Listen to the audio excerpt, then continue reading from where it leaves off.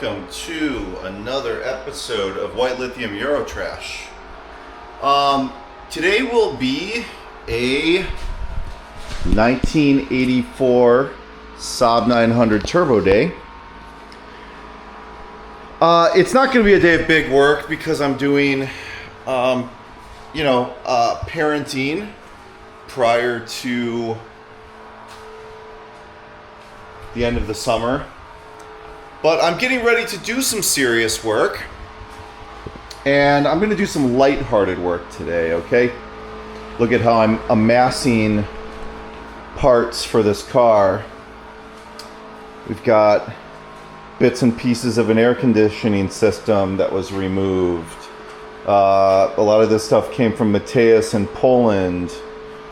We've got some new air conditioning parts. I'm kind of charting the direction I'm going to go there. We've got a new set of seals for the air conditioning. We've got a new badge for the hood because, of course, either it wasn't on the car, it didn't have it, or who knows? I might put that on or not. I need to research whether the car originally had it on. I've never seen a car without it. We have a new old stock power steering pump acquired from a gentleman in Sweden. I've got new springs in these boxes right here. Those are going to be new rear springs. New brake pads. Don't love the brand, but they're available and better than what I got. Okay. We've got some wheel bearings because I'm going to have that all apart. We've got, what is this? That would be an air filter. Man. A couple oil filters. You know what? Let's just add them to my stock. Okay. This is where they go. Look at how...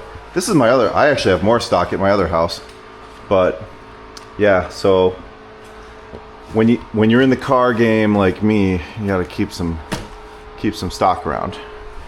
I don't know if you saw my last video, but the new distributor, electronic ignition distributor that I put on that Land Cruiser, I put that new module on it, worked for about 150 miles, failed again. So they're going to send me a completely new distributor, and now I am going to have to just pull it out, completely replace it, send it back, which honestly, not a huge problem for me because I own a manufacturing company. I know how things are. Things happen. It's hard, especially when you're making electronic controls, in the new era. So why is there potting soil up here? Why has my girlfriend put potting soil up with my automotive parts? That is simply not going to work. And she's put lawn refuse bags on top of my selection of grease. Not good. Anyways, moving along. Got 4 new sets of ball joint hardware, 4 new brake discs. We've got 2 new tie rod ends. We've got some new steering boots right here.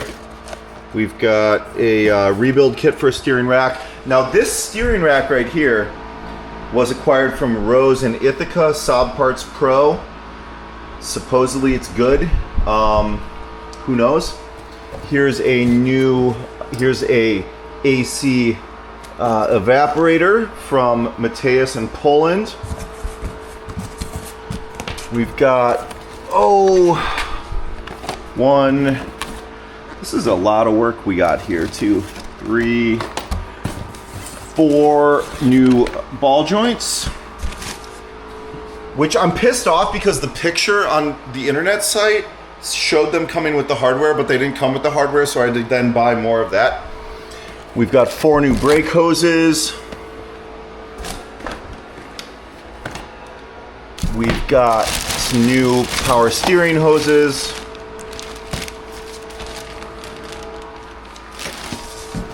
We've got a complete set of rear Suspension bushings for the rear of the car, brake hardware, rear brake hardware front, brake bleed nipples. Here we have these complete new PowerFlex set of bushings for the front of the car. So I'm actually going to completely remove all of the wishbones, brakes, sandblast them, clean them up. You know, it's gonna be a big production, but this car is gonna get fully restored. But for today, I bought these from Matthias in Poland. These are the European spec, made in Germany, hella light. I've always preferred the appearance of the European lights on the slab nose car. And so we're gonna try and install them. See how it goes. See, am I gonna have to remove the hood? Let's get started. Both my homes in my garages, I now have circulation fans, just moving air all the time. Such is the extent to which I am taking, wow. Why do, honestly, people don't understand dielectric grease. Dielectric grease is not a conductor, okay? Dielectric grease you put around the connector to prevent moisture in connectors. Like, it's just like, whatever. Okay, so it looks like there's really not that much holding this headlight on. Screw right here. I don't think I'm gonna have to take the hood off, actually, because I don't feel like doing that because I don't really have a helper other than my 10-year-old daughter, and we're kind of like, we've been together for a few days. We're kind of at each other's nerves, actually. I need a little break. I need to spend a little time in the garage. You know, on the Land Cruiser, it's like kind of funny with the introduction of this. If I would have done nothing and just kept the OEM distributor, it would have never been a problem, right? Like, I was just trying to, it does, I will say, this new distributor, it does make the thing run really nicely. And I'm sure eventually I'll get it sorted out, but it's, for the time being, it's a bit of a situation. Oh, this is broken. I'm gonna need one of these. Oh my God, it's been glued. Look at this, it's been glued. I need another part. Hold on. Let me actually text Matthias. Hold on. All right, I've just texted my boy in Poland. Maybe he can hook me up with one of these. He's got a bunch of cars.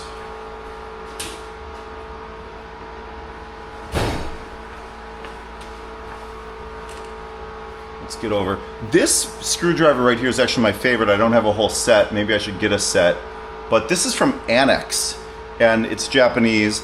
This grip, oh, I've waxed on about this grip before. I love this grip. Not really sure why I'm taking off these screws when it's totally broken, but we're gonna do that anyways. Okay.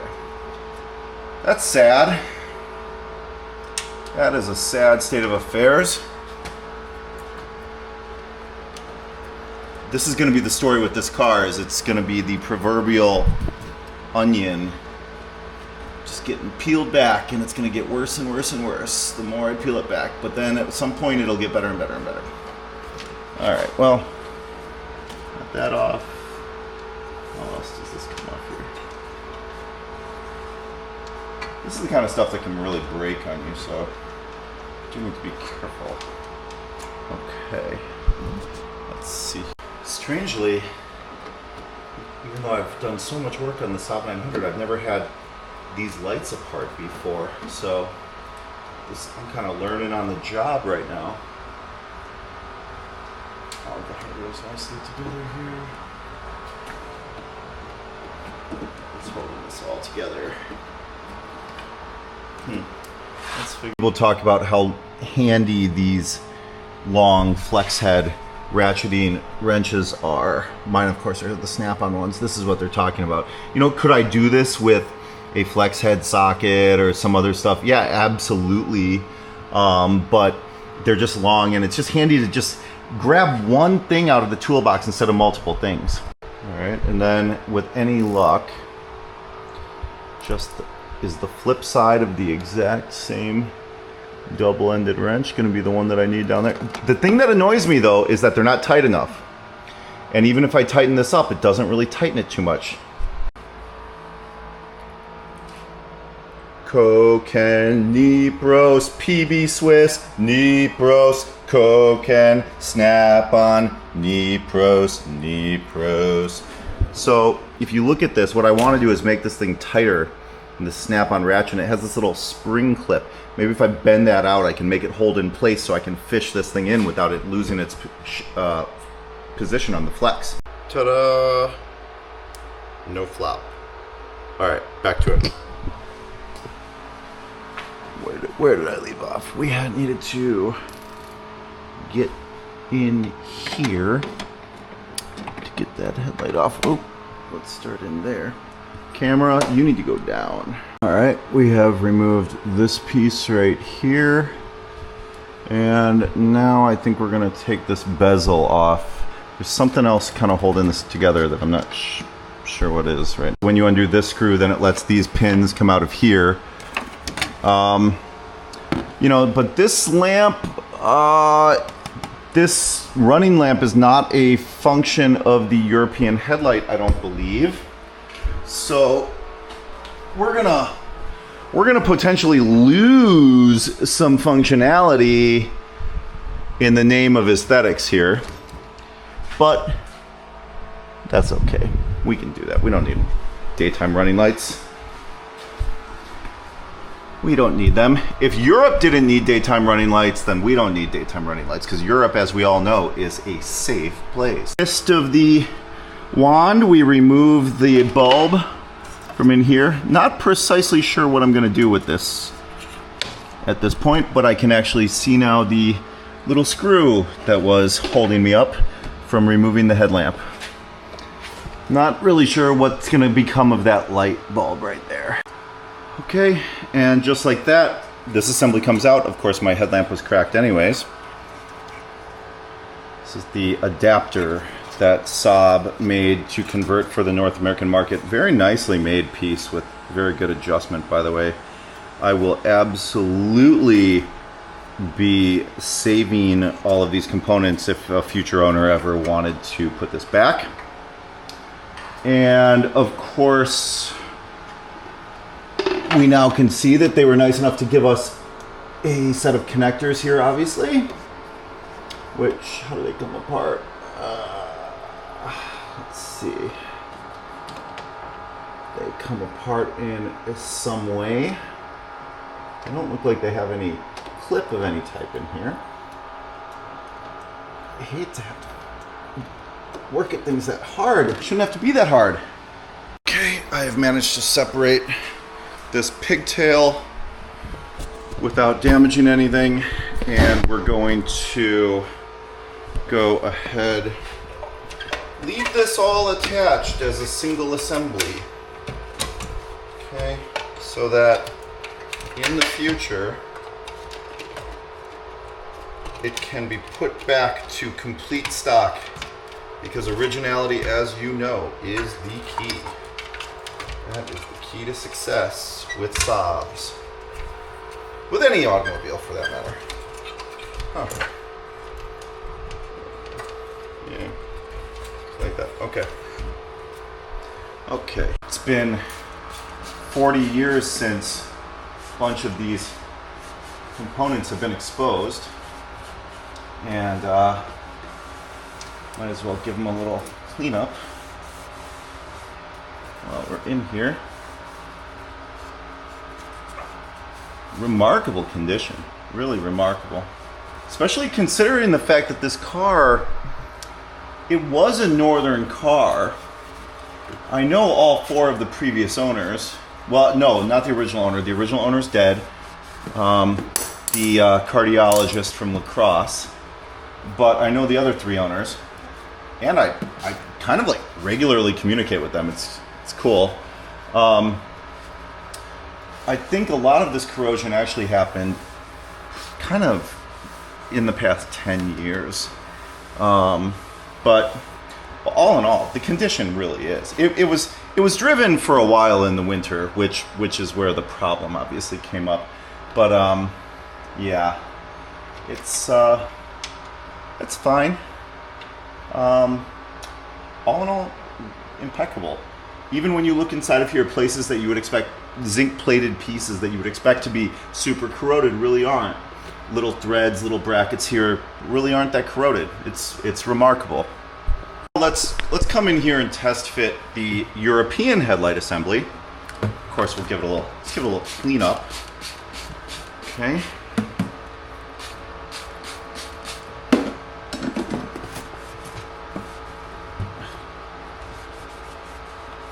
Let's get this all cleaned up. This car has a little corrosion on it too. These came off. Who knows what the provenance was of this car, but yeah. Came off an early 900 from Europe. Be crazy. I imagine like running through a movie in your mind of all of the owners of this car. These, and look at the history. I like to think of the history of all of the things that these cars have seen, the lives that the owners have lived while these cars were in their lives. It's amazing. All right, here we go. Not really sure what these are about. If they come with some sort of protective cover, it's crazy for the... Because you can't... Do we put... Oh, does the cover actually stay on and then you fish the wire in through this... You fish the wire in through this hole, but then this cover stays on perhaps. Let's try it out. So...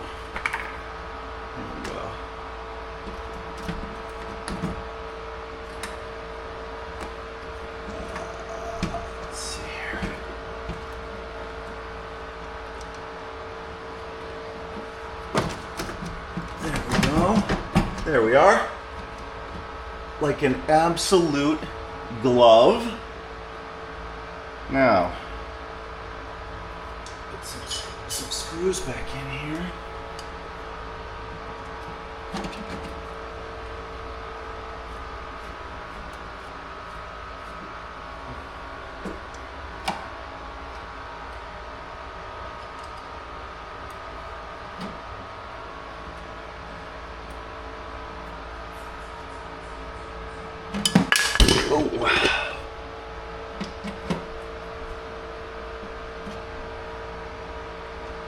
Okay, wow. Okay, now let's do a little something here. Let's go ahead and just look at this and see.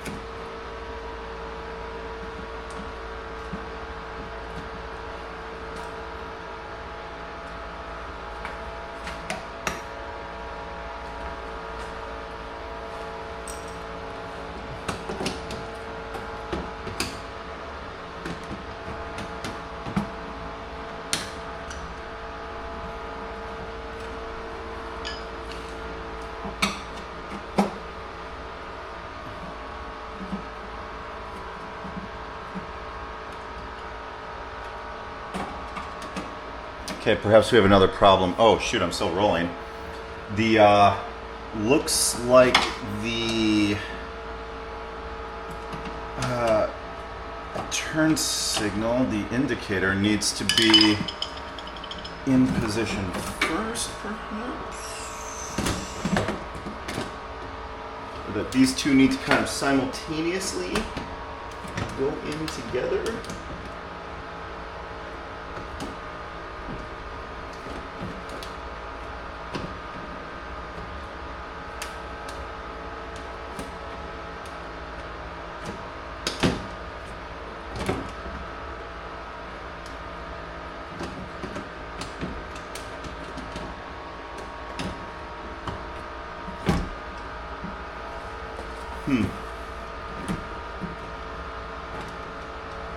Which one goes on top of what? What goes on top of what?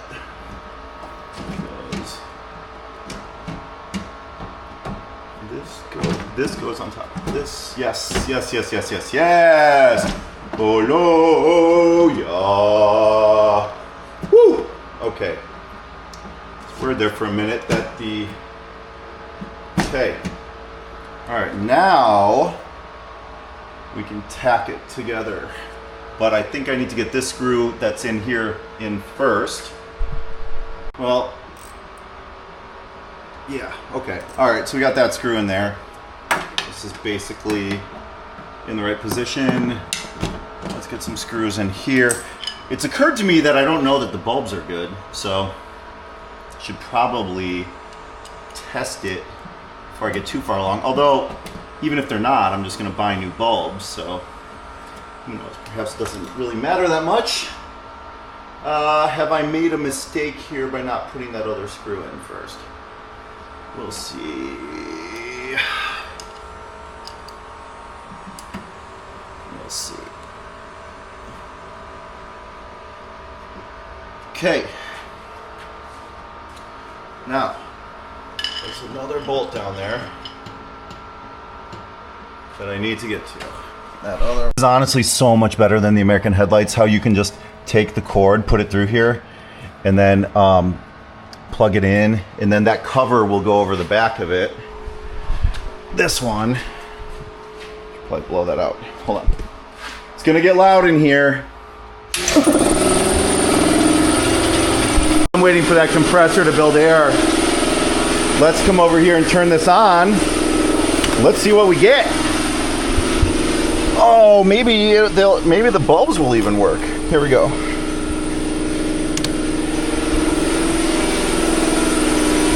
Yay!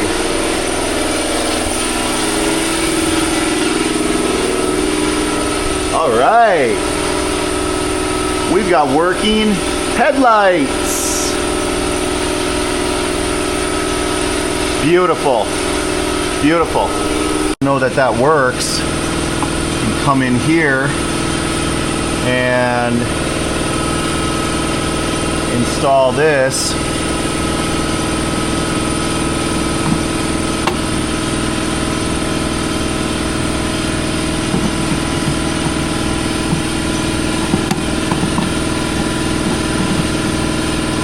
Does that go right there? Like that would be the smart way. Yeah, beautiful. They even have this close open thing for you right here. Cool, cool. Lost a screw down, and it fell down in here, which necessitated me actually pulling this washer fluid jug out, which I've never done before. But I will never give up on a screw, ever. I will never just grab a random screw. It kills me to do that. I was being really stupid and I was doing this incorrectly. You definitely need to put this screw down here, the lower main attachment screw. The European headlight has one fewer fasteners attaching it than the American headlight does. And for that reason, I feel like it's important to get every single one exactly right. This is going to take some pliers. I've had this pair of pliers for probably 10 years, this long pair, and they're not super high quality fancy ones, but they're just so useful and fit for purpose for exactly this purpose. The hold the nut in purpose. Actually, I'm gonna have to kind of go a little bit like that.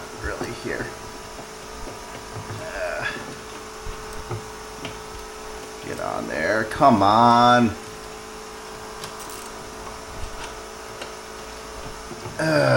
Forget it. Forget that.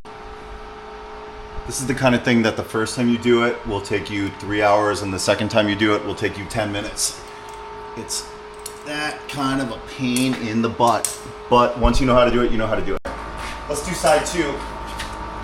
This is gonna go a lot faster than the other one. A lot faster. Because we know what we're doing. We know what we're doing.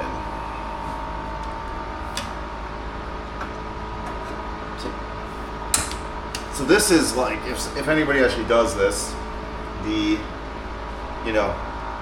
50 people in the world that might be in the addressable market to convert a classic 900 Saab from American headlights to European headlights, because frankly, for most people, it's the least of their problems with their classic 900. But for me, the classic 900 is a passion. All right, let's do it. Steps. The real steps are not at all what I showed you before. The real steps are totally different. You take out those 2 screws I just took out, then you just loosen these bolts back here. Then you just remove the side marker lamp. Then you just come in and undo this bolt. Oh, actually, you need a universal joint on it. And you just take out this screw right here, being careful not to lose it, because it'll fall in the spot, which is hard to get it. Did that a few times. Okay. All right, now we got all those out, and on the US headlights, we then come over and we have the one weird screw. So then now we come in here, get the hood out of the way. Okay, and we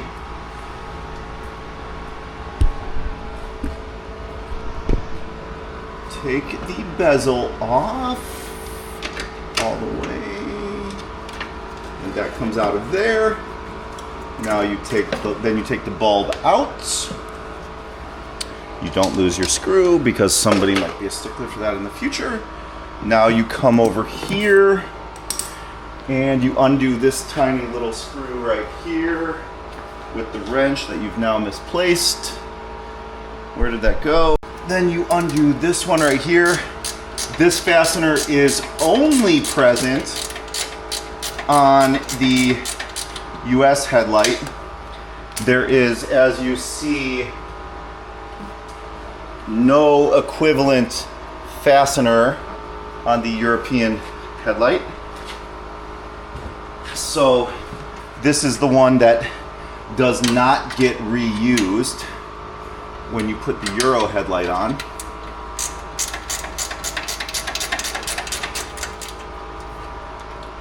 Get that out of the way.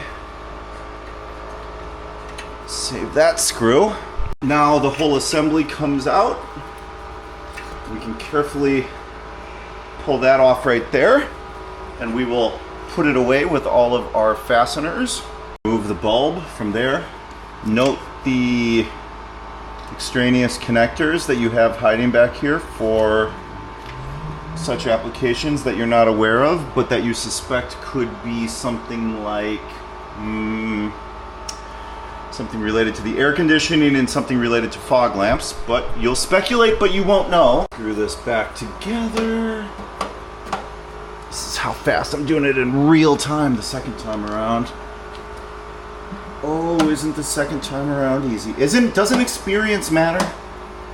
Yes, it does. Yes, it does matter. You know, we had some floods recently here in Milwaukee. 500-year floods, they said they were. And, yeah.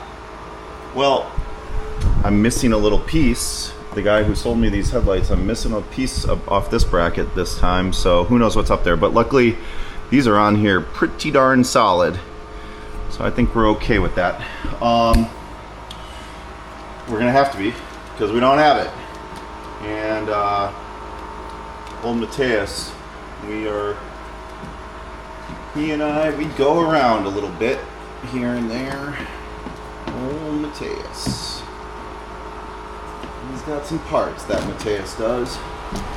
This thing, I think the way to do this is to get the top in first, then the bottom, get the top in, then the bottom. Okay? Oh, and it didn't come with the screw on this side either, so blessings. Blessings, blessings, blessings. Doesn't come with that screw. So let's go find some screws. Until they stopped going perfect. And oh no. See, the other side had the correct hardware, which had this cool little washer, little shoulder on it, which is the European thing.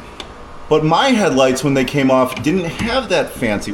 You know what? I want a washer on here. I'm gonna put a washer. It's just crazy. This 500-year flood just happened in Milwaukee. And boy, you gotta really think about your insurance these days, because the insurance companies, they're gonna try and avoid covering you. But there's tons and tons of cars. Oh, that's the wrong washer. Damn it. Yeah, so anyways, we saw like on some post on like Instagram or Facebook this other Volvo 240 wagon, which was totally flooded in the incredible flash floods that just came up. And evidently, you know, my girlfriend has the gold Volvo 240 wagon. Everybody was calling her like, hey, is that your car? But no, like Milwaukee's not that big of a place. Seen this car around. Turns out I see it on Facebook Marketplace for $500, and I'm like, even if it was flooded, there's a lot of good parts. I could take the wheels and tires and a bunch of stuff off if it was a well-maintained car. And I'm like, for $500, I might almost grab that, you know. But it's sad for a Volvo 240 owner, somebody who loves their car, to have it, you know, go out that way. And that's climate change straight up.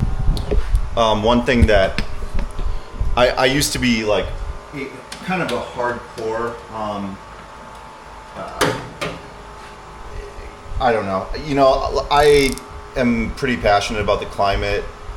I hate single-use plastic, right? I hate the way our society has become a throwaway society. Obviously cars are like a part of that too. And I'm not going to use this wrench. I'm going to get a different wrench. And I don't know. I just think it's so sad that we've made the world the way it is. And honestly, I don't see how saving the climate, like improving the climate, can be aligned with capitalism in the form that we practice it in this country, at least. All right, so without further ado, let's get this headlight cable back in here, just like on the other side. And hopefully this bulb also works. Whoa, this cable's not quite as... Oh yeah, I got some right there. That's what she said. Come on. You go down there.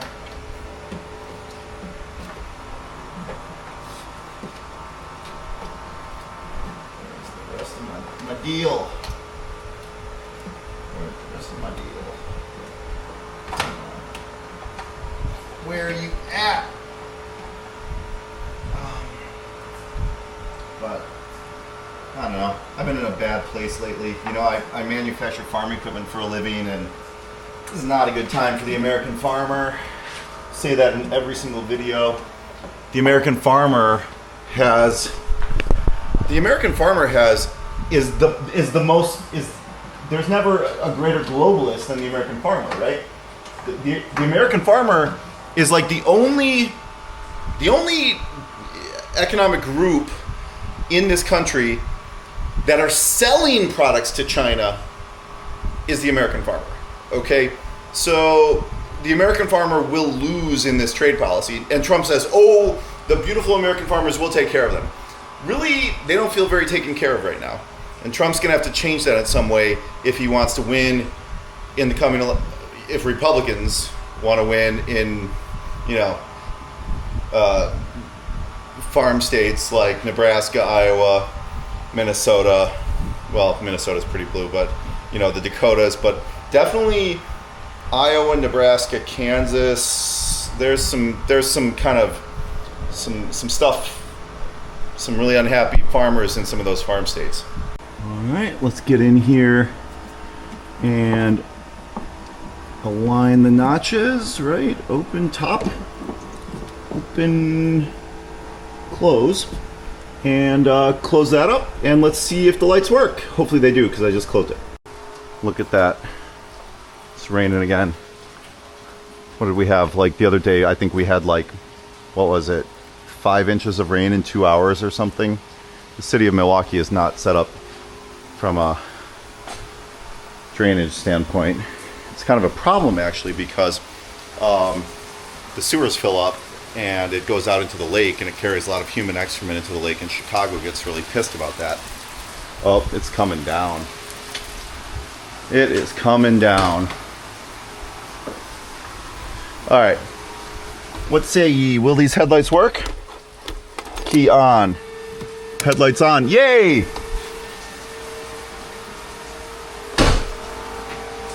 And they work. Yeah. They're not as bright as they could be. I'm gonna get new bulbs, but beautiful. They both work. Awesome. Jesus. It's gonna flood again. People are gonna flood even more. The ground is totally saturated. We're taking on water. Wow. Oh, I'm still waiting. I think that compressor might work, but I have ordered a new Sandin compressor. I need to totally clean this rack up. I'm gonna hook it up before I even install it, like operate it and pressure test it. I just leave LaCroix everywhere. Kind of got myself organized, got some of my waste oil put away. Yeah, and again, thank you for watching another titillating episode of White Lithium Eurotrash. Peace out.